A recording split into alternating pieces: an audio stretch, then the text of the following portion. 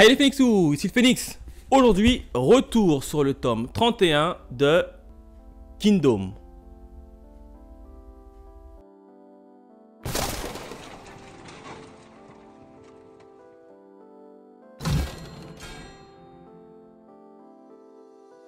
Allez, comme d'hab, on démarre avec la jaquette. On a qui en jaquette? On a Elsei, hein, le fameux roi Elsei avec son armure dorée. Hein, ça ressemble vraiment, il ressemble vraiment à une espèce de chevalier d'or. Je kiffe vraiment. Quatrième de couverture, on a qui? On a un nouveau personnage du nom de Futei. Je vous rencontrerai un peu plus lors de la partie review. Et en termes de bonus, on a une petite page de couleur où on peut voir qui? On peut voir Shin qui porte le fameux bouclier de Dukyu. Hein. On a vu Dukyu, il a été évidemment tué dans le tome précédent.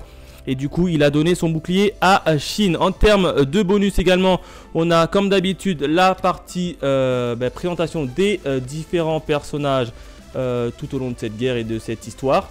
Et à la fin, on a une petite bande dessinée des familles. Voilà ce que je pouvais dire en termes de bonus.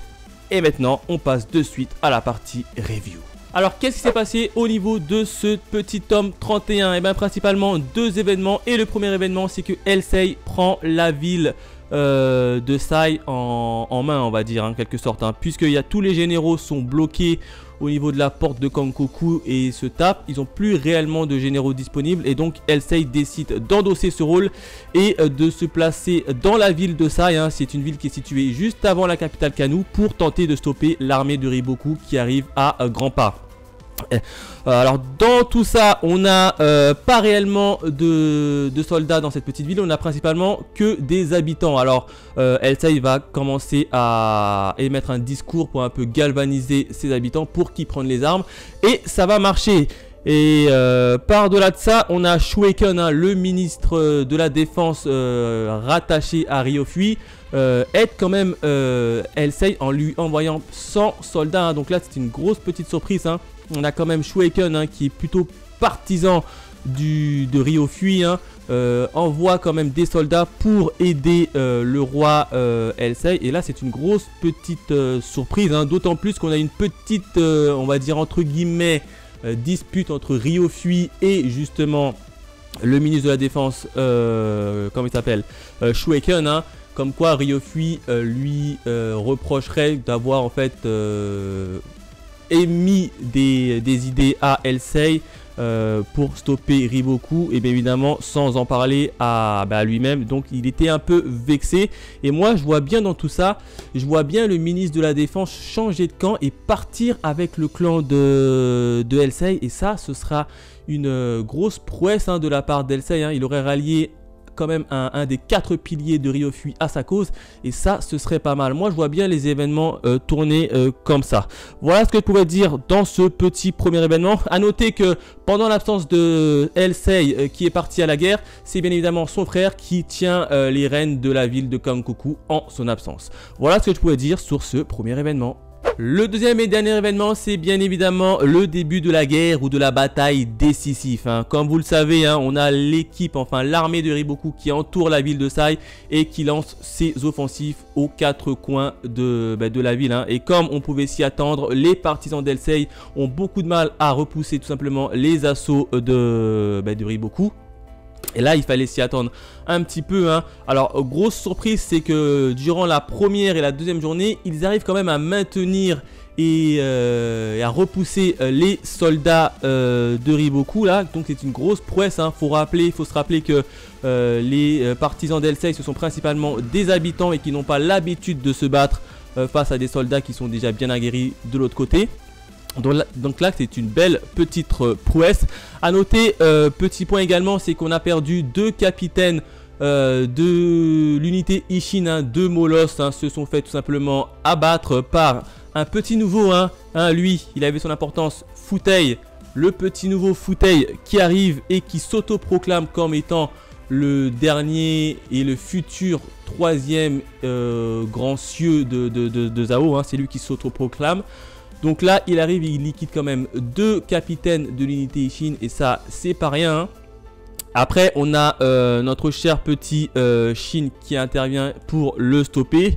On a également un autre point en plein milieu de la bataille, c'est que Kane, hein, Kane, on va dire le bras droit de Riboku, arrive quand même à, enfin, tente de kidnapper qui? Karyoten, hein. On se rappelle que Karyoten, c'est quand même la stratège de... des partisans d'Elsei. Donc s'ils kidnappent la stratège, il n'y a plus vraiment de stratégie et là ils vont tout simplement sombrer.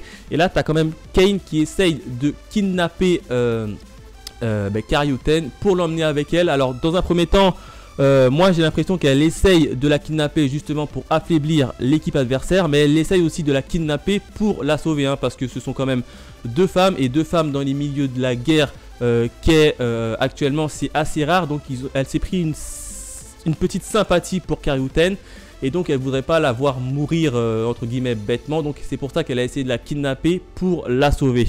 Voilà ce que je pouvais dire en termes de deuxième événement. Donc grosse difficulté à repousser les assauts contre Riboku.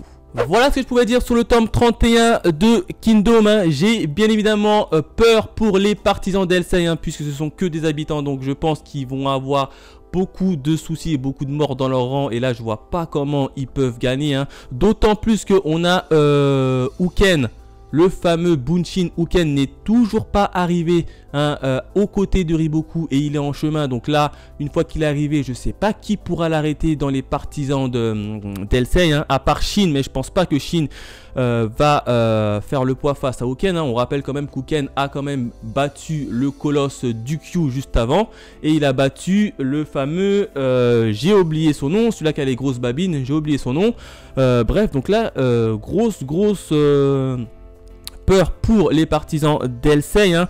Je vois pas qui peut arrêter malheureusement Riboku, hein. D'autant plus que personne sait que Elsei est le roi de Kin est dans la ville, hein. Donc si Riboku il apprend que le roi Elsei est dans la ville, il va tout mettre en œuvre et même intensifier ses attaques justement pour le buter, hein. Parce que je vous rappelle qu'une fois que le roi est tué ou même capturé, la guerre elle est finie, hein. Clairement elle est finie, hein. D'autant plus que ça fera les affaires du chancelier Ryofui. Donc là grosse panique au niveau de ce tome. Donc moi je kiffe tout simplement, hein. Si je devais le noter, je l'aurais mis 5 sur 5 tellement que c'est bon. Voilà, n'hésitez pas à me dire dans les commentaires ce que vous avez apprécié au niveau de cette lecture si vous le lisez.